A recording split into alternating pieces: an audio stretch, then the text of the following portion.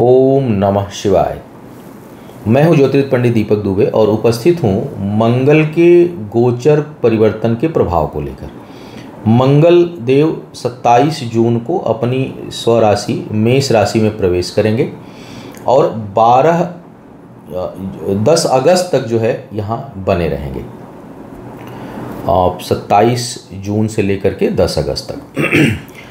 अब यहाँ पर जो मंगल का गोचर हो रहा है, गोचर में अगर ग्रह केवल अकेले हो, उस पर किसी की दृष्टि ना हो, तो किसी भी राशि में उस राशि के अकॉर्डिंग जो है उसका खुद का ही प्रबल प्रभाव होगा। लेकिन और प्लस वो किस नक्षत्र में उसका मिला जुला, माने राशि नक्षत्र और उस ग्रह का कॉम्बिनेशन का प्रभाव होगा।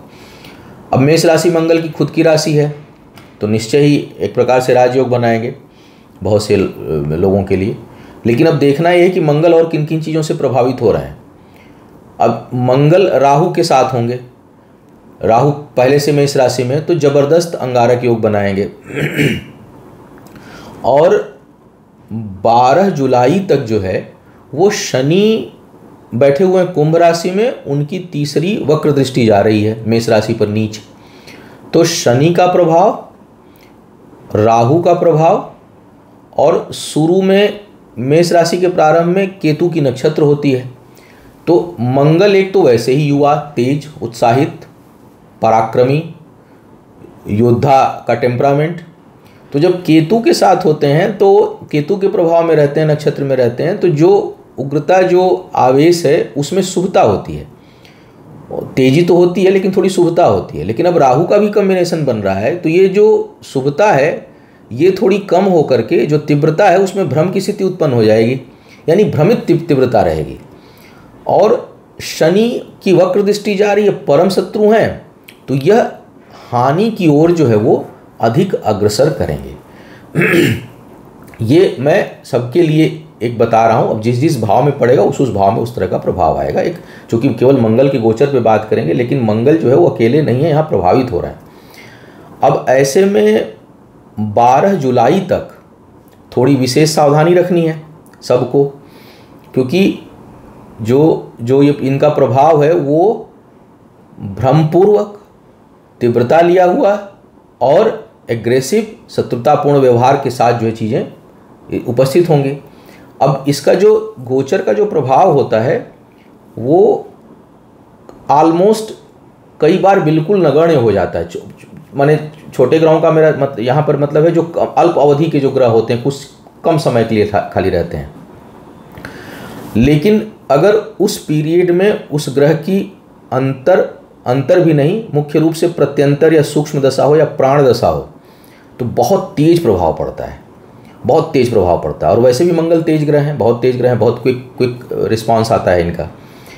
तो और राहु केतु कल्पना की चीज़ें भी उत्पन्न करते हैं, कल्पना शक्ति को कई मामलों में बढ़ाते हैं। लेकिन कल्पना शक्ति को बढ़ाने में अगर वो किसी कार्य और सृजन से संबंधित है तब तो अच्छा है, लेकिन अगर वो किसी समस्या से संबंधित है तो बहुत मुसीबत है।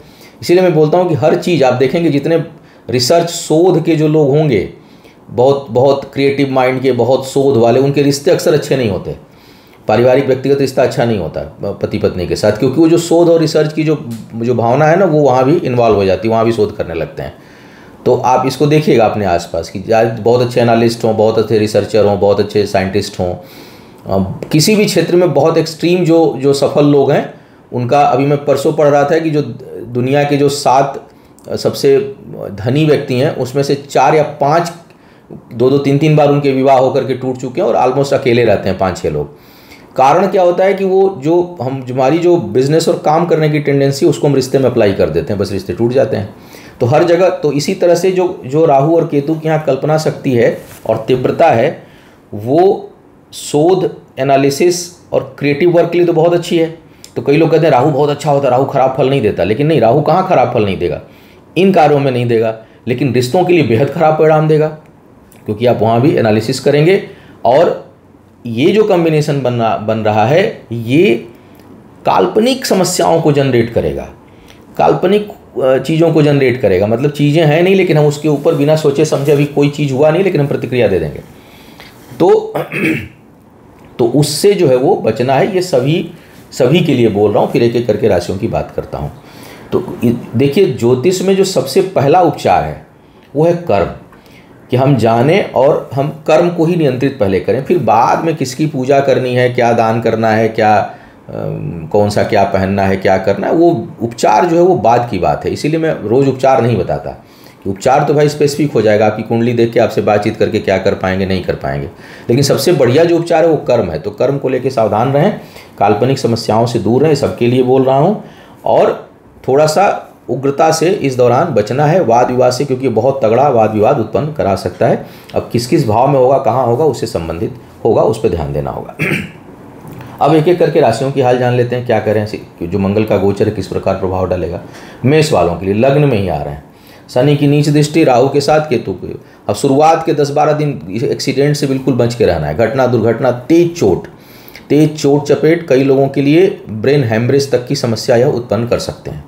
तो भाई वाहन चलाते समय सावधानी आपको रखनी है, घटना दुर्घटना से बहुत बचकर रहना है। हाईवे पे मैं हमेशा कहता हूँ, हाईवे पे लोग गाड़ी वो फर्राटे से चलाते हैं, लेकिन हमेशा ध्यान रखिए सारे एक्सीडेंट हाईवे पे होते हैं। जहाँ बहुत हैवी ट्रैफिक हो, खूब जाम लगा हो, वहाँ कभी एक्सीडेंट नहीं होता। तो वही हाल जीवन में है, वही हाल गाड़ी चलाने में, वाहन चलाने में, कि जब बहुत अच्छा समय चल रहा हो तो सावधान रहिए, बहुत तेज़ गाड़ी ना चलाएं, सावधानी से चलाएं, क्योंकि यह चोट चपेट का योग बहुत तगड़ा बना रहा है। बिजली इत्यादि के उपकरणों से सावधान रहना है। और मंगल के गोचर के दौरान मंगल की नीच दृष्टि पड़ेगी आपके 4th भाव में, पारिवारिक जीवन में भी थोड़ी बहुत कठिनाई, माता के स्वास्थ्य से संबंधित समस्या। और दिक्कत यह है कि शनि जब 12 जुलाई को प्रवेश करेंगे मकर राशि में, तो वक्री अवस्था में जब प्रवेश कर रहे हैं, जो मकर राशि में जब आ रहे हैं, तो पुनः उनकी कर्क राशि पर दृष्टि पड़ेगी। तो इसका मतलब कि मंगल का जो यह गोचर है आपके स्वास्थ्य और आपकी माता, 2 लोगों के स्वास्थ्य के लिए काफ़ी संवेदनशील हो जाएगा। जमीन जायदाद में निवेश करने के लिए समय उचित है। पारिवारिक जीवन में, वैवाहिक जीवन में थोड़ा सा संभल कर रहना होगा। यहाँ भी वही है, एग्रेशन और तेज वाद विवाद, लड़ाई झगड़े की संभावना बन सकती है। रिश्तों में सोच समझ कर रहें। कुछ लोग अनावश्यक के नए रिश्तों में पड़ सकते हैं, जिसका बहुत अच्छा परिणाम आगे नहीं होगा। वृषभ वालों की बात करूं तो 12 भाव में हो रहा है, शत्रु पक्ष परास्त होगा, केस मुकदमों में विजय प्राप्त होगी, कोई कर्ज इत्यादि चल रहा है उसको अपने व्यापार और अपने धन के बल पर समाप्त करने में सफल होंगे। धन की बचत के लिए बहुत अच्छा नहीं है। यात्राएं बहुत अच्छी नहीं होंगी, यात्रा में आपको सावधानी रखनी है, वहाँ वाद विवाद और कठिनाई परेशानी उत्पन्न होने की समस्या रहेगी। कहीं दूर जाना चाहते हो तो यह समय अच्छा नहीं है, थोड़ा सा इसको टालें। और विशेष करके जो प्रारंभिक समय है 12-15 दिनों का, उसमें तो ज़रूर आपको इससे अवॉइड ही करना चाहिए। मिथुन वालों के लिए जो है वो आपके 11th हाउस में बन रहा है।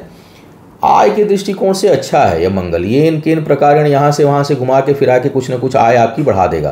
तो इनकम में वृद्धि की संभावना बन रही है, नए आय के स्रोत उत्पन्न होंगे। लेकिन संतान के लिए और विशेष करके जो गर्भवती महिलाएं हैं या किसी का बच्चा अगर गर्भ में हो तो उसको थोड़ा सा बहुत अधिक सावधान इस समय रहना चाहिए, उसके लिए समय अनुकूल यह नहीं है, थोड़ी कठिनाई उत्पन्न कर सकता है अचानक। और शिक्षा प्रतियोगिता में भी कुछ न कुछ ये समस्या उत्पन्न करेगा, वहाँ बाधा और परेशानी आएगी। लेकिन इनकम के लिए यह गोचर ठीक है। बचत जो है, बचत भी थोड़ी प्रभावित होगी। कर्क वालों के लिए 10वें भाव में आ रहे हैं। 10वें भाव में दशमेश का आना और राहु के साथ, जैसा मैंने साप्ताहिक राशिफल में बताया था, वाद विवाद के साथ आपको अचानक किसी नए पद प्रतिष्ठा की प्राप्ति हो सकती है। और लेकिन ज़रूर उसको जांच लें, क्योंकि अचानक चीज़ें ये आएंगी तो कहीं आगे चल के क्लेश का कारण ना बने। और कोई भी उपलब्धि इस दौरान आसानी से हासिल नहीं होगी।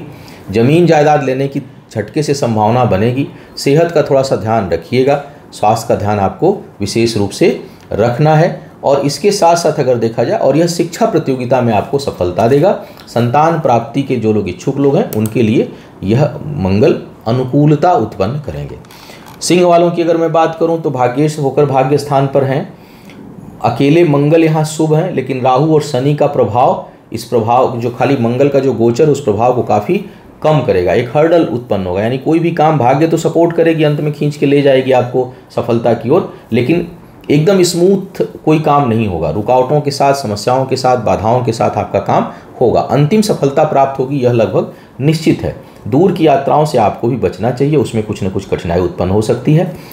उसमें आपको दिक्कत होगी। यह मंगल सबसे ज़्यादा शुभ वाहन और ज़मीन जायदाद में निवेश के लिए है। वाहन खरीदना चाहते हैं, खरीदिए, उसके लिए शुभता है, और निवेश के लिए जो है बहुत अधिक शुभता उत्पन्न कर रहे हैं। कन्या वालों के लिए बिल्कुल ठीक नहीं है। सेहत का एकदम से ध्यान आपको रखना होगा। आय में भी कुछ न कुछ आप बाधा महसूस कर सकते हैं। आय में कुछ संकट उत्पन्न हो सकता है। करीबी लोगों की आप खूब जमकर मदद करेंगे, लेकिन जो सबसे नकारात्मक पहलू इस मंगल का है वह है अपने सेहत का विशेष ध्यान रखना। चोट चपेट सर्जरी इत्यादि की संभावना आपके लिए बन सकती है। विद्युत उपकरणों से सावधान रहें, बिजली के उपकरणों से सावधान रहें, क्योंकि स्वास्थ्य के मामले में कहीं न कहीं आपके लिए समस्या उत्पन्न कर रहा है, और आय में भी कुछ रुकावट यह उत्पन्न करेंगे मंगल। तो यह शुभ नहीं है, कुछ न कुछ अशुभ प्रभाव लिए हुए हैं। तुला वालों की बात करूं तो सप्तम भाव में आ रहे हैं, लाभ भाव के स्वामी हैं। लाभ में वृद्धि होगी, व्यापार से लाभ होगा, नए अनुबंध बन सकते हैं, अचानक कुछ नई चीज़ें आपके सामने आ सकती हैं। कार्यस्थल पर थोड़ी बहुत कठिनाई महसूस कर सकते हैं, वहाँ वाद विवाद की संभावना उत्पन्न करेंगे, और जीवन साथी के साथ भी कुछ न कुछ वाद विवाद उत्पन्न होगा। तो रिश्तों के लिए ठीक नहीं है, लेकिन कार्य व्यापार के लिए बेहतर है। हालांकि साझेदारी के कामों में कुछ झगड़े झंझट विवाद की संभावना बनाएगा, फिर भी सफलता मिलेगी और कुछ नई चीज़ें आपको प्राप्त होंगी। तो कुछ हद तक लाभ और कैरियर के दृष्टिकोण से ठीक, लेकिन रिश्तों के दृष्टिकोण से बहुत ठीक नहीं है। वृश्चिक वालों के लिए अष्टम भाव में आ रहे हैं, लग्नेश हैं आपके, अष्टम में आ रहे हैं, राहु के साथ योग बना रहे हैं। अनावश्यक के वाद विवाद से बचिएगा, गलत लोग टकरा सकते हैं, जो दूषित लोग टकरा सकते हैं, जिनकी विचारधारा बहुत अच्छी ना हो, ऐसी संगत हो सकती है। कर्ज इत्यादि ना लें, क्योंकि मिलेगा बहुत आसानी से, थोड़ा सा स्थिर भाव दे देंगे तो उसको चुकाने में कठिनाई होगी। भाग्य पक्ष का फिर भी कुछ न कुछ साथ आपको प्राप्त होगा, भाग्यवश कुछ नई चीज़ें आपको हासिल होंगी। कार्य व्यापार में कुछ वृद्धि की संभावना और स्पेशली धन और सहयोग की संभावना जो है यह कार्य व्यापार में आपको दे सकते हैं। लाभ के दृष्टिकोण से बहुत अच्छे नहीं है, अनावश्यक खर्चों से बचिएगा, बिना सोचे समझे खर्च कर सकते हैं। मस्तक पर चोट चपेट की संभावना बन जाएगी। धनु वालों की अगर मैं बात करूं तो पंचम भाव में है, उग्रता रहेगी, वाणी सोच समझ कर बोलें। शिक्षा में सफलता तो मिलेगी, लेकिन यथोचित नहीं मिलेगी, क्योंकि केवल मंगल का प्रभाव नहीं है, पहले भी बताया कि 2-3 ग्रहों का प्रभाव है। आय के मामले में थोड़ा सा अच्छा रहेगा, इनकम से संबंधित आपको थोड़ी चिंता भी होगी और उस पर लग करके काम भी करेंगे, तो इनकम आपकी बढ़ सकती है। जनसंपर्क बहुत तेज हो सकता है, वाणी बहुत प्रखर रहेगी, तो जो लोग बोलने के काम में उनको बहुत लाभ इस समय प्राप्त हो सकता है। सेहत का थोड़ा सा आपको भी ध्यान रखना चाहिए। मकर वालों के लिए यह चतुर्थ भाव में योग, अंगारक योग बन रहा है। मंगल राहु की युति हो रही है। चीज़ें आप खरीदेंगे, लेंगे, लेकिन वो विवादास्पद हो सकती है, उसमें कुछ न कुछ कठिनाई, बाधा जैसी चीज़ आपको महसूस होगी। इस समय ज़मीन के काम में जरूर बेचने उचने से कुछ लाभ हो सकता है। खरीदना हमको लगता है कि वो थोड़ा बहुत झंझट दे सकता है। राहु की कहीं अंतर्दशा वगैरह हो तो थोड़ी सावधानी आपको रखनी चाहिए, तब मत करिए। लेकिन राहु के अलावा किसी ग्रह की है तो भूमि भवन वाहन खरीदने के लिए अच्छा योग यह बना है।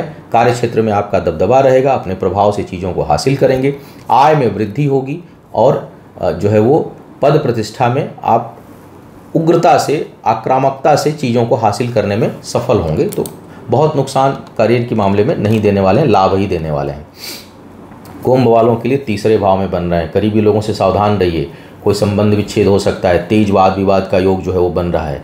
हालांकि कार्य क्षेत्र में दबदबा रहेगा, प्रभाव आपका बनेगा, लेकिन लोग बहुत प्रेम नहीं करेंगे, आपके सामने कुछ बोलेंगे नहीं, दब जाएंगे, लेकिन आपको रिस्पेक्ट जैसी चाहिए वैसी इस समय नहीं मिलेगी। और करीबी लोगों से धोखे का भी योग यह उत्पन्न करेंगे। अपने प्रभाव से कुछ चीज़ों को हासिल करने में आप सफल होंगे। इस समय शत्रु कोई होगा तो वो परास्त होगा। कर्ज इत्यादि लिए होंगे तो उसको चुकाने के लिए अच्छा अवसर है, लेकिन विश्वासघात से बचना है।